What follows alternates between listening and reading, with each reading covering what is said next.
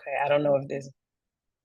Welcome to Porch Play Chat, sponsored by the American Association for the Child's Right to Play, or more affectionately titled IPA USA. IPA USA is the USA affiliate of the International Play Association. Am I freezing? You were for a second. Yeah, so I'm wondering. So everyone who's listening, this is the day of the technology worldwide event. So we're going to keep our fingers crossed. So Kisa, if I start freezing a lot, I'm just going to stop us and record it on my computer. Okay, sounds good to Okay, me. everyone, let's keep going. So Yeah. IPA USA is the USA affiliate of the International Play Association. And as part of our efforts to promote play, we've introduced Porch Play Chats. And these are just conversations with people who are just as passionate about play as we are. I'm Deb Lawrence, and I'm president of IPA USA. And with me on the porch is Kisa Marx. Hi, Kisa. Hi, Deb. Thanks for having me again. Oh, so glad to have you. Kisa is an early childhood practitioner and advocate with over 2 decades in the field. She's most passionate about her purposeful role in founding the Play Lab Foundation, a nonprofit organization that provides humanity-centering, self-affirming, high-quality care for every child. And every time I read that, I get chills all over my body because it is exactly what we need. Have I Yeah, told you about the bumper sticker that I always want? I keep saying I'm going to make that tell me. I make. Tell me. Think human, not Oh, hate. yes, yes. If Human, we not center hate. humanity, we can do so many wonderful things. Just So many start wonderful. there. Start there. Yeah, Mm-hmm. it's just driving me crazy how we treat Mm-hmm. people. And Yeah. so today the topic is working nature play, Mhm. not just woods and white kids. Huh, Yes. great. How And about so that? Yeah. those of you who have nature preschools or forest kindergartens out there, if I'd love you to email me and tell me what kind of diversity do you have and why may do you have a lot or why don't you have much? So Yeah. that's one piece of it. And so Yeah. now this is going to help us with the other piece. Yeah. Why? What is your ratio of children of the global majority? You know, your Black children, your brown children, your Asian children, and so on. Your indigenous children, they should definitely be in nature focused programs. And Mhm. then another question: what Black nature focused practitioners do you follow? Who do you see on social media? Who has a nature focused Facebook group? It's Mhm. like these things are huge, and this is what started my journey. And having a page, I came to the nature space on Instagram, and I was like, where is everyone at? And what I meant is everyone who looked like me. I could Mhm. see all of these nature spaces, and they were beautiful. I Mhm. mean, these pristine backdrops and all these beautiful children, and none of those children were Black or brown or indigenous at all. And I was like, Mhm. I had to really step back and think, like, is that because it doesn't exist? Mhm. But I know it does. Yes. Yeah. And And so so that just had me start looking. start thinking about it. And have Mhm. you found people to follow I who, have. oh, good. I So if, have, but I've been doing this now. This is the third year. mhm. Third year, I think I've been on Instagram, and I still don't have 10. I still Wow. don't have 10. Yeah. So, and so when we talk about that, my Mhm. question is it families? And so I'm going to go to where everybody always goes. Oh, though children of color need to be caught up. We can't let them be playing in Mm, nature. We mm, need to get them those ABCs and those mm, 1, 2, 3s, mhm, mhm. instead of recognizing that nature is is what is required to build the skills for future development. So Every single thing we need is in yeah, nature. Yes, Mhm. everything. And Mhm. so I wonder, these are just my questions. I Yeah. wonder if it's parents who say, "Oh no, that's not what my kid needs. He needs this, this, and this," because they want their children to do better than maybe they had an opportunity to do. Mhm. But then I wonder if it's something, now certainly not with the indigenous populations, but is it something culturally where they may harbor some um, worries Mm. about allowing children to go out and explore? Because I know that's even hard for people who are not people of color and Yeah. family. So the way that I see it is multifaceted, all the components that go against nature, right? Mhm, We naturally, nature's restorative, right? So everyone, unless you have some type of allergy to the sun or something like that, some extreme thing, everyone needs to be outside, getting your vitamin D, getting all of the healing components of nature. But we have cultural norms mhm, that say that our children are at more of a deficit and we need to be in academic settings, getting our ABCs and 1, 2, 3s, so that we're ready for the real world. We mhm, also have fear mhm, that is passed down generational, or right there, you've been exposed to some type of trauma and you don't feel safe in natural spaces. You mhm, have environmental apartheid, so you don't have spaces mhm, to play in, and mhm. so that this all, and then you have erasure. You Yeah. have the people that are out there every day. You just don't Mhm, see them, you mhm. know? Right. Yeah. And so I wonder how we could talk to programs Mhm, about how to get, whether you have a forest kindergarten or not, or whether you have a mhm, forest school or a nature-based school or not, the mhm, importance of getting children out in nature, whatever is close to you. Sometimes mhm. it's a park that's maybe a short walk away. Sometimes it's Yeah. in your backyard. You just Mhm, haven't gone there yet, right? mhm, So, mhm. how do we encourage folks to embrace the nature that's around them? So this is what I do now. The neighborhood that I work in and run my business in, where we raised our children, is fortunate enough to be surrounded by two. We stayed right in the middle of two big forest preserves on either Oh, side of us. And so natural spaces are everywhere around us. We have 15 parks with meadows and all these wonderful things right mm, in our neighborhood. However, where I grew up, there mhm. was one within 5 miles of my house. Oh, The forest preserves were 12 miles one way, 18 miles the other way. So oh, I had none of that. The school that we went to was just a stone lot, and mhm. there was grass in front, but we couldn't play in the grass. Of course not, because you would Of kill it. course not, Yes. because we would kill it. And Yeah. so, Forget the yeah, benefit. yeah. So when I tell this story, it sounds like super bleak, like, oh, you didn't have any parks and playgrounds to play in. But guess what? We found the little ants that trickled around, the little piece of candy. We pulled the grass from the other side of the gate that was coming up from the sidewalk. We did all sorts of things. We found and we made a design, found the design shapes in the clouds. So we experienced all the bees and trees and beautiful things that are in nature because there are beautiful things right there in Right front of there. you.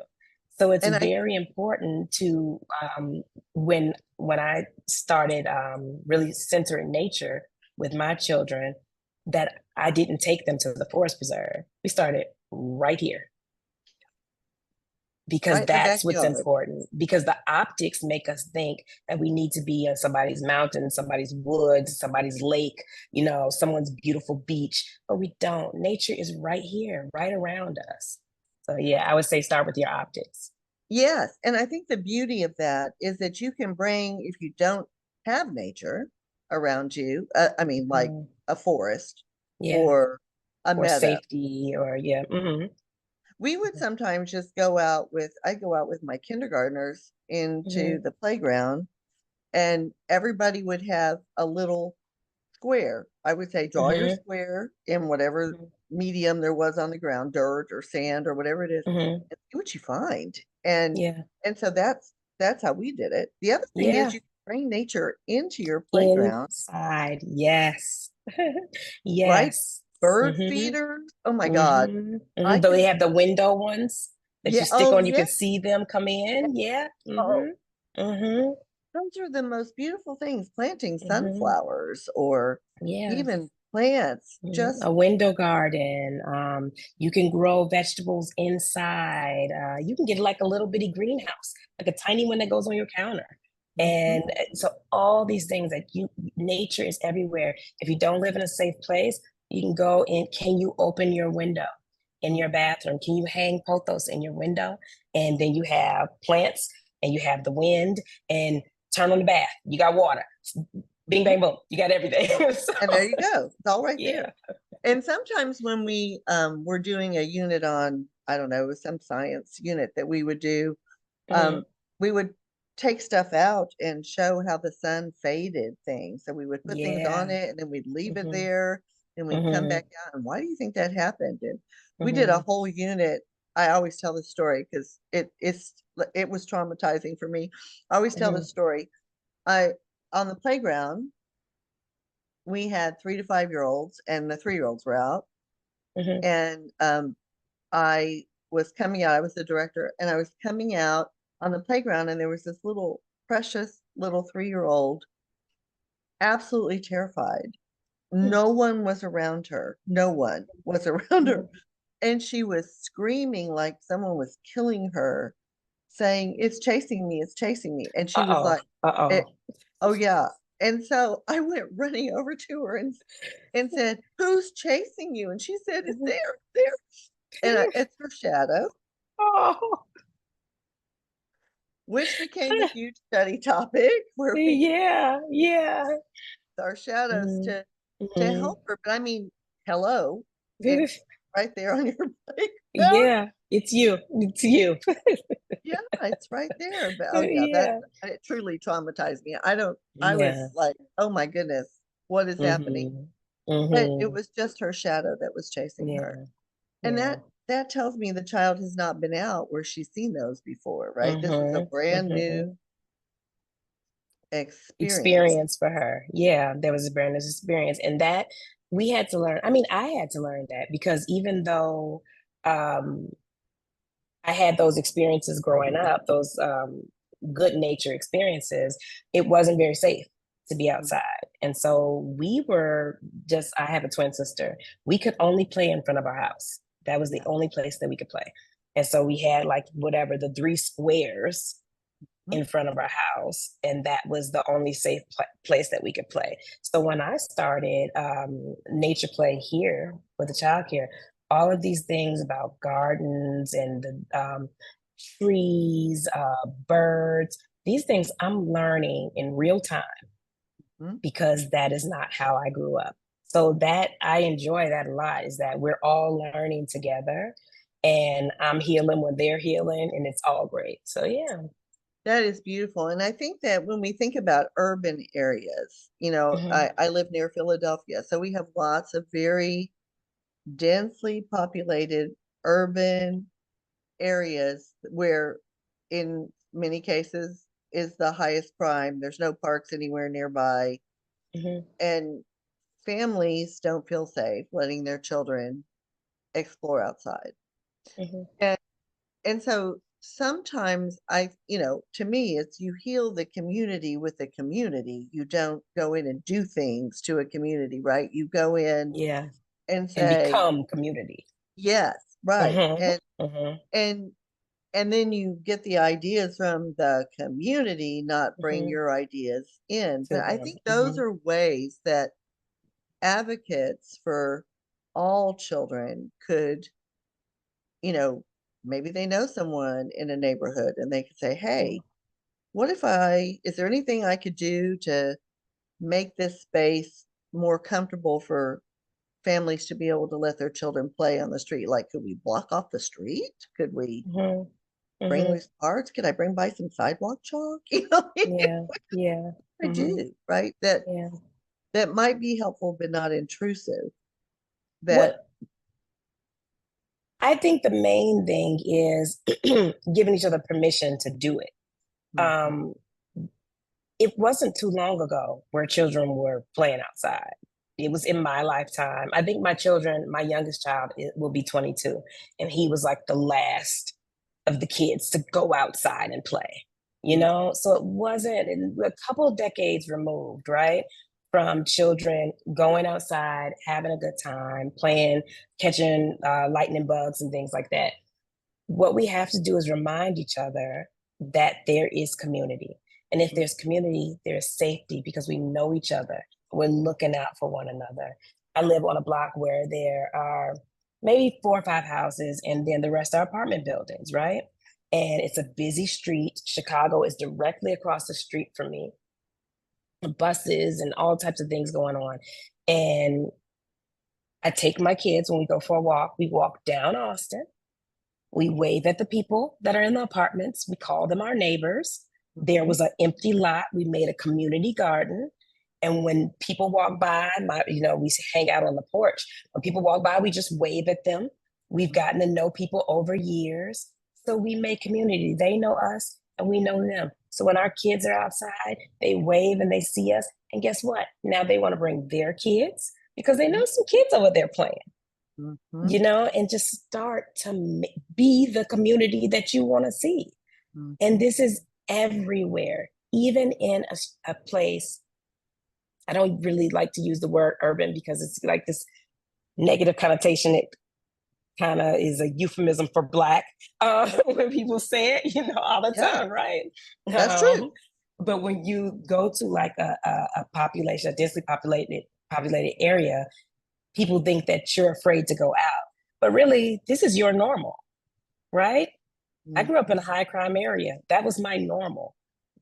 It didn't, I wasn't afraid to be out there talking to people and doing things. You just have to know you have the permission to, not even the permission, the freedom.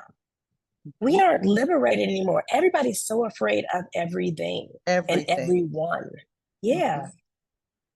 So, Yes. what's going to happen if I plant a garden? What's going to happen if my kids come outside? What's going to happen if they're barefoot? Mhm. What's going to happen if they climb that tree? Nothing. They might fall.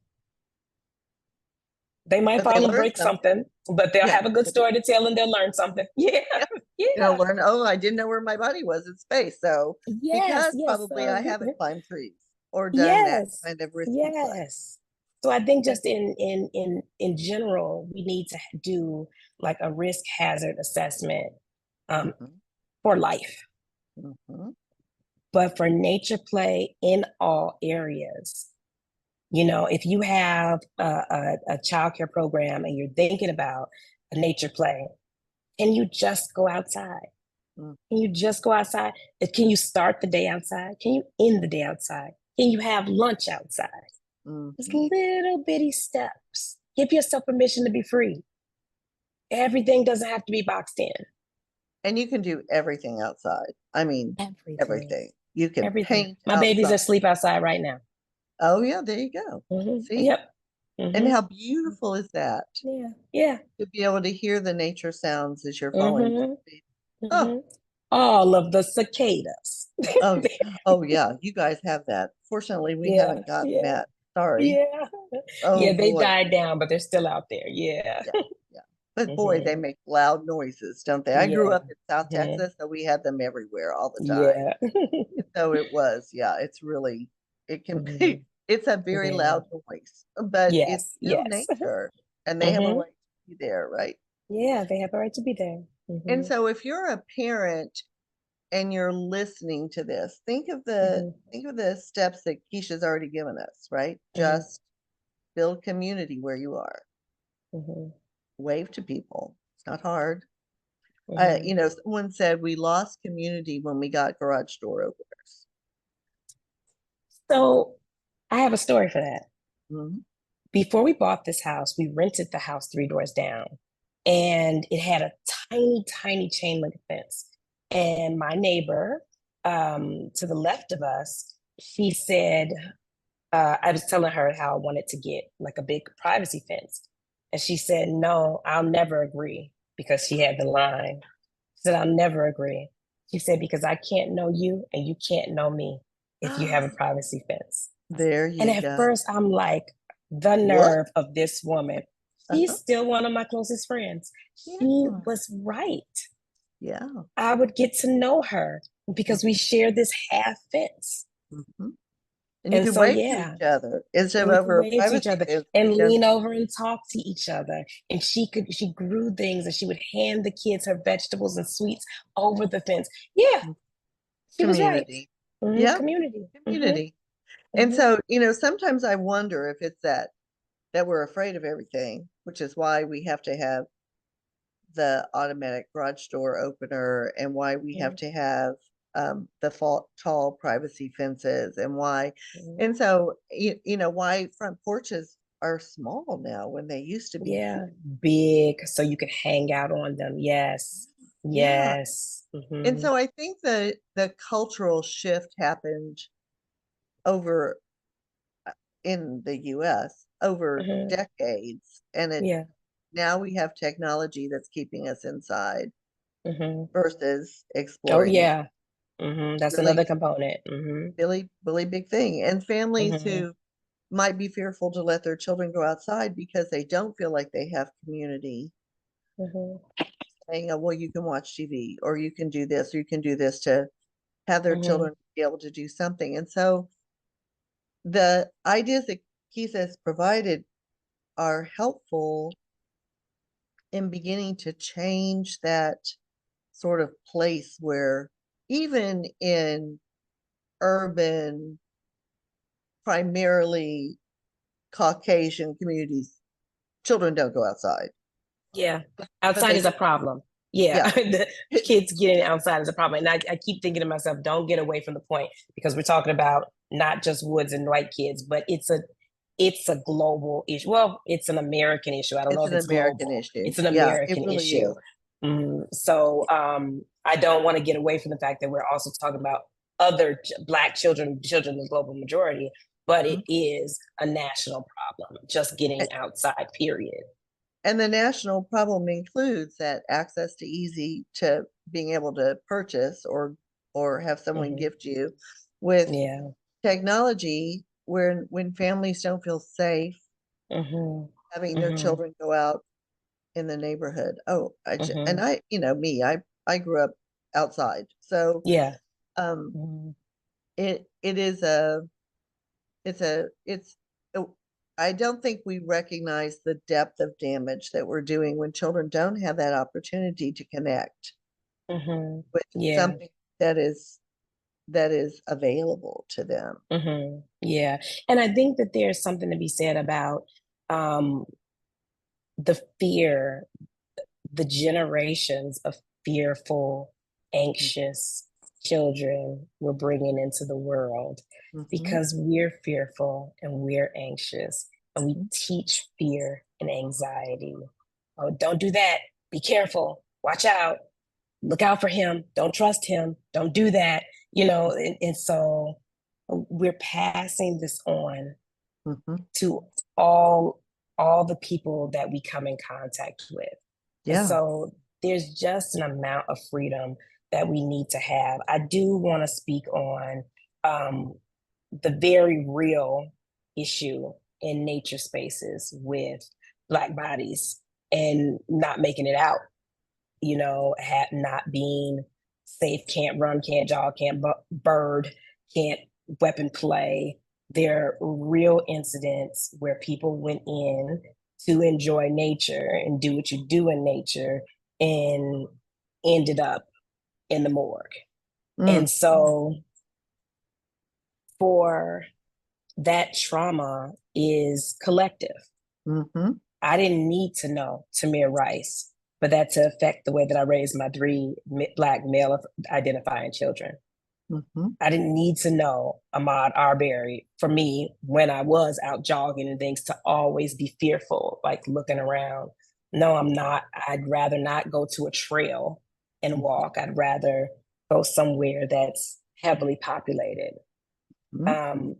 So these things do have an impact on us. And again, the way that I would combat that, if they used to say back in the day, like a terrorist, the one thing you do, they want to terrorize you, right? They want you to stop because you're fearful.